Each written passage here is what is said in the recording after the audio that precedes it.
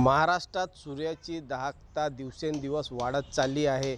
विदर्भात प्रचंड उकाडा सुरू आहे। अकोला आणि अमरावतीत तापमान 45 डिग्रीच्या घरात पोहोचले आहे। सध्या अमरावतीत 42.5 ते 45 डिग्री तापमान नोंदवलं जात आहे। नागपूरमध्ये 44 तर पुण्यामध्ये 40 डिग्री तापमानाची नोंद झाली आहे।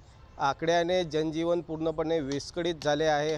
हवामान विभागाने विदर्भ आणि मराठवाड्यातील 14 जिल्ह्यांसाठी येलो आणि ऑरेंज अलर्ट जारी केले आहे। दुर्दैवाची बाब म्हणजे उष्माघाताने आतापर्यंत 3 जणांचा बळी गेला आहे। शाळांना सुट्ट्या जाहीर करण्यात आल्या आहेत। शेतकऱ्यांना विशेष इशारा देण्यात आला आहे। सध्या पावसाची शक्यता नसल्याने पुढील काही दिवस तापमान कायम राहणार असल्याने हवामान विभागाने सांगितले आहे। नागरिकांसाठी महत्त्वाची सूचना आहे की दुपारी 11 ते 4 या वेळेत बाहेर पडू नका। भरपूर प्रमाणात पाणी प्या। बाहेर जाताना हेल्मेट आवश्यक घाला। शक्यतो छायेत थांबा। डोकेदुखी, उलटी, अत्यंत थकवा अशी लक्षणे दिसल्यास ताबडतोब डॉक्टरांचा सल्ला घ्या। सरकारने विविध भागातून कूलिंग सेंटर्स उघडले आहेत। अमरावतीसह संपूर्ण विदर्भ होरपळत आहे।